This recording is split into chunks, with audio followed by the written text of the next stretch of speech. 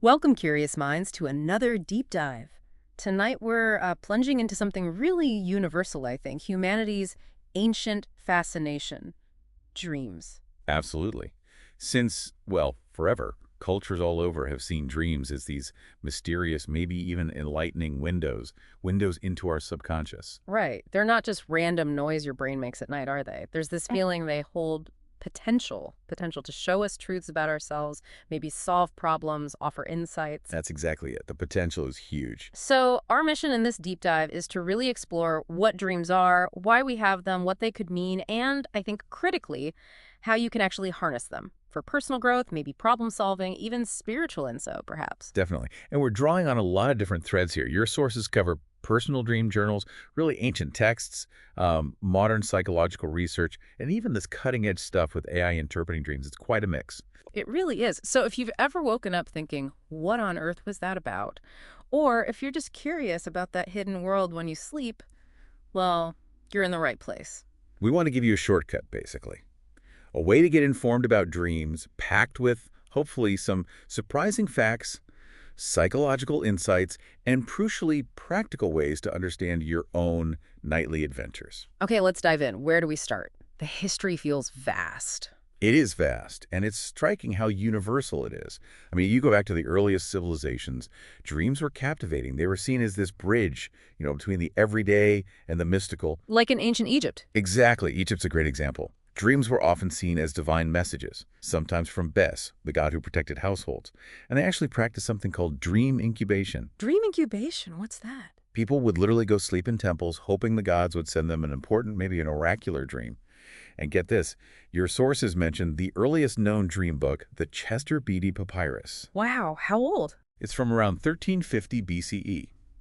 Think about that, over 3,000 years ago. And it had over 200 interpretations listed. Incredible. A dream dictionary from 1350 BCE, and it wasn't just Egypt. Right, no, not at all. Mesopotamia, similar ideas. Dreams as omens, divine messages. They practice dream incubation too. Then you hop over to ancient Greece. Ah, the philosophers. Plato, Aristotle. Right. Plato thought dreams could be divine communication, but also acknowledged natural causes. Aristotle was a bit more, well, grounded. He saw them more as leftover sensory stuff from the day or related to bodily functions. But they also had temples for dreams. For healing, wasn't it? Temples to Asclepius. That's the one. People went there hoping for healing dreams. And in Rome, same sort of thing. Dreams are significant messages from the gods, influencing big decisions, personal and public. People performed rituals based on their dreams. It's just amazing how widespread this was, not just the Mediterranean. Absolutely global. Look at Native American traditions.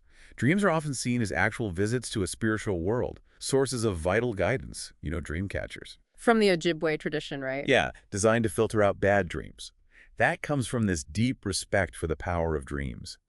And vision quests often involve powerful dream experiences, kind of like rites of passage. What about in Asia? Well, in Chinese traditions, dreams could be communication from ancestors or spirits. The word for dream, meng, even hints at a hidden vision. And they have ancient texts, too, like the Duke of Zhu's dream interpretations, going way back, maybe 1000 BCE or even earlier. So again, ancient wisdom focused on interpretation. Definitely. And in the Islamic tradition, dreams hold immense significance. They can be seen as divine communication from Allah. The Prophet Muhammad himself received revelations through dreams. And interpretation follows specific guidelines. Yes, often using the Quran and Hadith. Sufi traditions, the mystical branch of Islam, also use dreams extensively for spiritual insight. And then there's the dream time in Australia. Ah, the dream time. For Australian Aboriginal cultures, it's not just about night dreams. It's the foundation of everything. Religion, culture, law, creation stories, ancestral spirits. It goes back, they say, over 60,000 years. The land itself is part of this dreamtime narrative. It really underscores this deep human need, doesn't it, to find meaning in this other state of consciousness. It absolutely does. It seems fundamental. And you see it continue in things like Tibetan dream yoga. Right, that's about lucid dreaming, isn't it? Being aware you're dreaming. Exactly. It's a spiritual practice, Milam, one of the 6 yogas of Naropa. The goal is to actually maintain consciousness during sleep, explore the nature of reality, and use that state to work towards enlightenment. Pretty profound stuff. Okay, so that's a sweep of the ancient and traditional views, divine messages, spiritual journeys, omens. But then science starts looking inward, at the brain itself. Let's shift there. What do psychology and neurobiology tell us? Well, the big shift probably starts with Freud, early 20th century. He famously called dreams the royal road to the unconscious, The Royal Road, meaning meaning he thought they were the best way to access parts of our mind we weren't aware of. For Freud, dreams were primarily about wish fulfillment, often fulfilling desires we've repressed, pushed down. so the dream, you remember the manifest content, he called it. Right. That manifest content, the story you recall, was just a disguise. It hid the latent content, the true underlying psychological meaning, usually some repressed wish. Like if you dream you're flying. For Freud, that might represent a desire for sexual release, or maybe freedom from rules, escaping some kind of repression in your life. It's symbolic. Then came Jung, his student, but he had different ideas. Yeah, Carl Jung built on Freud but went in a different direction. He also saw dreams as communication from the unconscious, but less about repressed wishes and more about balance and wholeness. He focused on universal symbols he called archetypes. Archetypes like the shadow, the self, the hero, that kind of thing. Exactly. For Jung, dreams use these universal symbols to offer guidance, to help us integrate the conscious and unconscious parts of ourselves. He called this process individuation, becoming a whole, unique individual. So a recurring dream, maybe being chased? Jung would see that differently. He might see it as your unconscious pointing out something you're avoiding, an unresolved conflict, maybe a responsibility you're shirking. The dream is trying to bring it to your attention so you can deal with it and grow. Okay, Freud and Jung are the big historical figures in psychology. What about more modern cognitive theories? Well, modern cognitive science often takes a maybe less mystical view. The continuity hypothesis, for instance, suggests dreams are basically a continuation of our waking thoughts and concerns. What you worry about during the day shows up in your dreams. So if I'm studying for an exam, I dream about the exam. Simple as that. Pretty much. Or dreams might be a form of mental simulation. Your brain is practicing responses to potential future scenarios, running through possibilities in a safe space. That exam dream could be your mind rehearsing, trying to reduce anxiety. And what's happening in the brain while all this is going on? The neurobiology. Ah, that's fascinating. Brain imaging studies, like fMRI, show that during REM sleep, rapid eye movement sleep, when most vivid dreams happen, certain brain areas are super active. Which areas? Particularly areas involved in emotion, like the amygdala, and memory, like the hippocampus, they're firing like crazy. But interestingly, the prefrontal cortex. That's the logical part. Decision-making, planning. Exactly. That part is less active, which might explain why dreams can be so illogical, so bizarre, why weird connections get made. You don't have that rational filter fully online. But that state might actually be useful, making unique connections. Precisely. That less constrained state might allow for insights and creative links that your logical waking mind would dismiss. Okay, so dreams aren't just random. They seem to serve some real psychological functions. What are the key ones? Well, one big one is revealing hidden desires and fears. Stuff you might not even admit to yourself when you're awake. Dreams can bring inner conflicts or suppressed emotions right to the surface, symbolically. Like, say, frequent dreams about a partner being unfaithful. Could indicate relationship insecurity, yeah. Even unconsciously, you feel things are fine. The dream is tapping into something deeper. And emotional processing. You mentioned the amygdala being active. Right. Dreams seem crucial for regulating mood. Think of them as processing the emotional events of the day, maybe taking the sting out of negative experiences. It's like your brain's nightly emotional housekeeping, provides a safe space for release. What about really intense emotions, like from trauma? That's a critical area.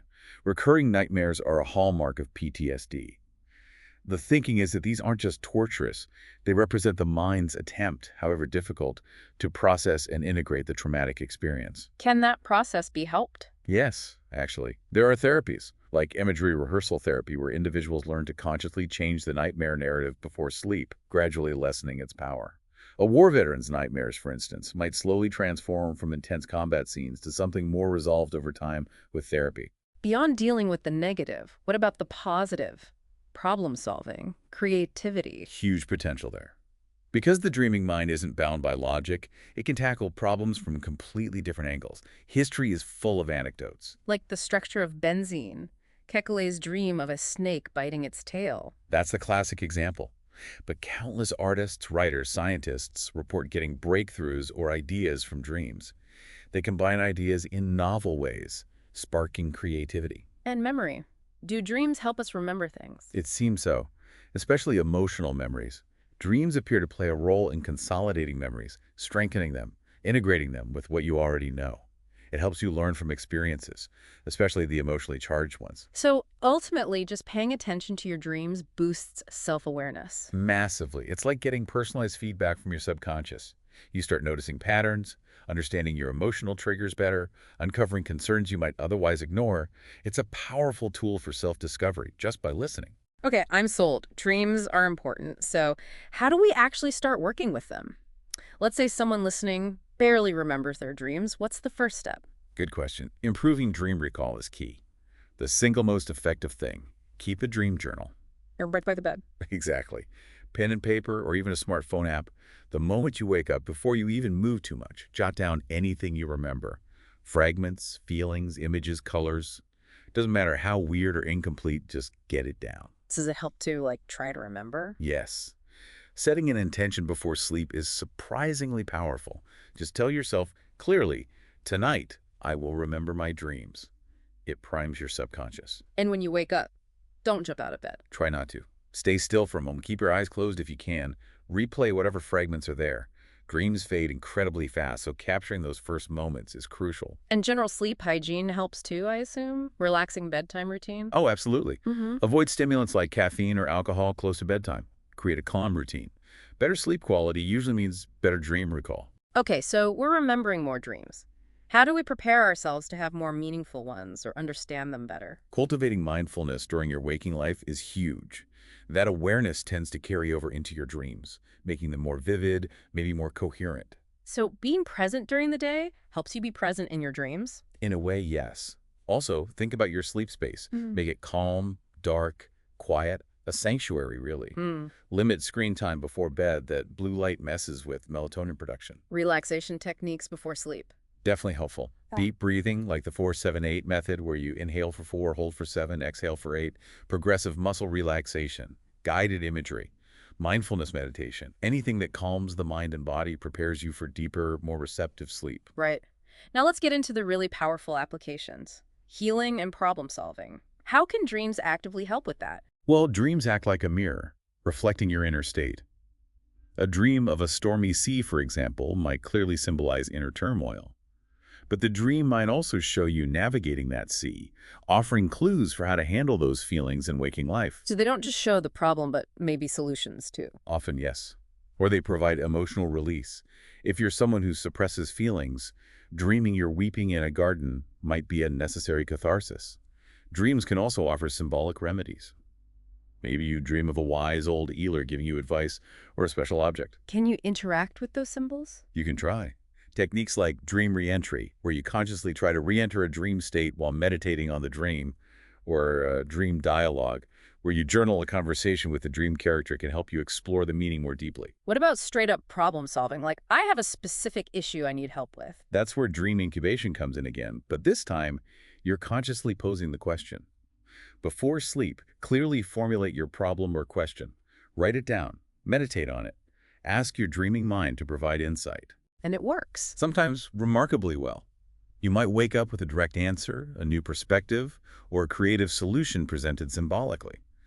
The key, then, is figuring out how to apply that insight to your waking life. This touches on the spiritual side too, doesn't it? Dreams as connections to something larger. For many people and traditions, absolutely. Dreams can feel like glimpses into other realms, sources of spiritual awakening, connection to a higher consciousness, or direct guidance. Like dreams of light or meeting spiritual figure. Exactly, or experiencing profound peace. People like Glenn Mullen discuss dream yoga in Tibetan Buddhism. And figures like Sai Baba are associated with spiritual wisdom, often imparted through dreamlike states or visions. It's a common thread in spiritual experience. And lucid dreaming fits in here too, being aware and in control. Yes, lucid dreaming is a major tool for spiritual exploration in some traditions, like that Tibetan dream yoga, Milam, we mentioned. It's seen as a way to understand the nature of reality itself.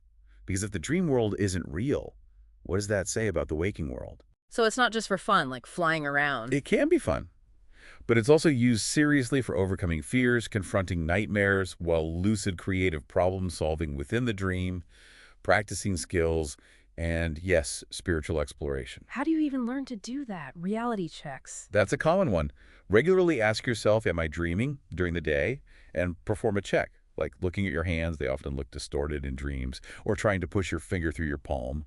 Eventually, the habit might carry over into a dream. What about mild or WBTB? Mild is mnemonic induction of lucid dreams. Basically, as you're falling asleep, you repeat the intention to recognize you're dreaming. WBTB is wake back to bed. You wake up after about 5 or 6 hours, stay awake for a short period focusing on lucidity, then go back to sleep, increasing the chance of entering REM sleep consciously. Are there even more advanced techniques? Your sources mention things like exploring shared dreaming groups, setting intentions to dream about similar themes, and comparing notes. Astral projection, though controversial, is sometimes linked to consciously leaving the body in a dreamlike state. Interacting with dream guides or mapping recurring dream landscapes are also advanced practices. Okay, wow. That's a lot. Now, bringing it into the 21st century, AI. How is artificial intelligence getting involved in dream interpretation? It's a fascinating new frontier. AI, particularly deep learning and neural networks, is incredibly good at finding complex patterns in data, and dreams are full of patterns, symbols, emotions. So AI can analyze dream reports using NLP. Exactly. Mhm. Natural language processing lets AI understand the text of your dream descriptions. Generative AI can then help formulate interpretations or summaries based on the patterns it finds. How does it work practically? What can AI do? It can sift through huge amounts of dream data, way more than a human could, to identify common symbols and themes. Water often relates to emotions. Animals might be aspects of the self. Houses often represent the psyche. AI spots these recurring patterns. And themes like being chased, falling, flying. Right. It analyzes those themes, and it can also do sentiment analysis, figuring out the emotional tone of the dream based on the words you use. But dreams are so personal. Can AI handle that? That's the goal. Good AI systems learn from your specific dream journal entries, and even other data you might provide, like mood logs or notes about your day. It tries to link dream patterns to your personal context, your stressors, your emotional state, offering more tailored insights. So it combines general patterns with personal context. Yes, and it uses data-driven insights from vast data sets with a precision that's hard for humans to match. It can potentially offer a really holistic view, integrating dream analysis with sleep tracking data, mood data, and so on. Plus, these systems are always learning, refining their algorithms as they get more data. And ideally, it's easy for the user. The interface is key. You need to be able to easily input your dream, the story, the feelings, symbols, context. Then the AI provides a comprehensive analysis, maybe drawing on different psychological models or symbolic databases. Let's make this concrete. Can we use those case studies? The flying dream first. How would different approaches, including AI, interpret it? Remember, flying high, dark cloud chases, descend, find glowing stone, cloud vanishes. Okay, so Freudian view. Flying is wish fulfillment, freedom, maybe sexual desire. Dark cloud is repression, guilt, anxiety chasing you. Glowing stone, maybe a symbol of a temporary resolution or a core desire found. In Jung. Jungian. Flight is individuation, moving towards higher consciousness. Dark cloud is the shadow, the unacknowledged parts of yourself you need to confront. The glowing stone is the self, wholeness, achieved by confronting the shadow, integration. Now, AI. AI would likely blend these. It would access databases of dream symbols and psychological theories.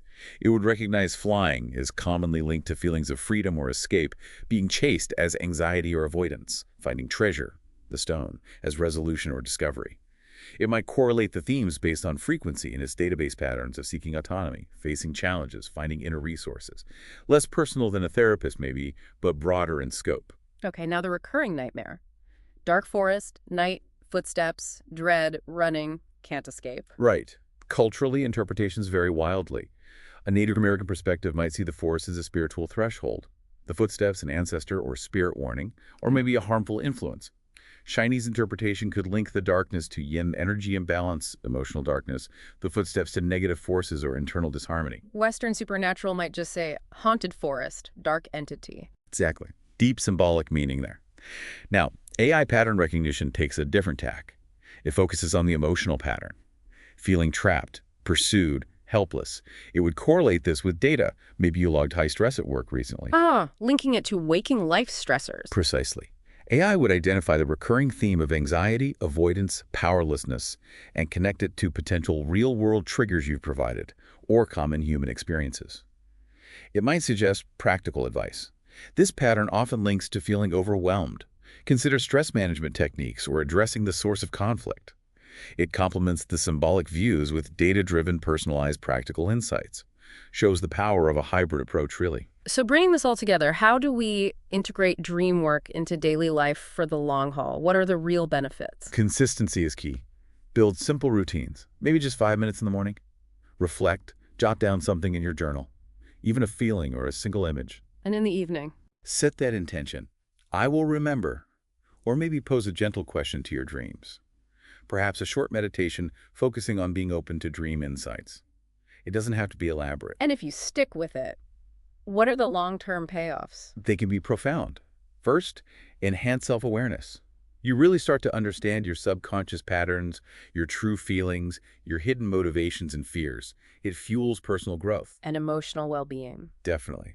Processing emotions nightly can lead to greater emotional resilience, reduced anxiety, better conflict resolution internally. It's like ongoing emotional maintenance. Creativity boost, too, you mentioned. Yes. Your dreams are a font of unique imagery, strange connections, novel ideas. Tapping into that can unlock creative projects, offer innovative solutions to problems you're stuck on. And the spiritual dimension. For many, consistent dream work deepens that connection, whether it feels like connecting to a higher self, the divine, or just a deeper wisdom within. It can bring peace, guidance, a sense of meaning. Any final advice for listeners starting out? Be patient with yourself. It's a skill and a relationship you're building with your inner world. Some nights you'll remember vivid epics, other nights, nothing. That's okay. Don't go it alone necessarily. Right. If things feel overwhelming or you want to go deeper, consider joining a dream group or talking to a therapist experienced in dream work. And celebrate the small insights. Every bit of understanding is progress. Stay curious, stay open. Most importantly, Just stay open. Dreams are this incredible, boundless realm of discovery inside you. The potential is limitless. so really the final thought here is dreams aren't just these weird, fleeting things that happen when you're asleep. They're part of a continuous frontier of self-discovery. Exactly. And it makes you wonder, doesn't it? How distinct are the waking world and the dreaming world? Maybe they're just different sides of the same coin. And by paying attention to both, by integrating the insights, maybe you unlock this amazing inner resource, this hoard of wisdom, you could say, that's uniquely yours. Beautifully put. That wisdom is there for the taking. We hope this deep dive has given you some tools and inspiration to start exploring your own dream world. Thanks for diving in with us.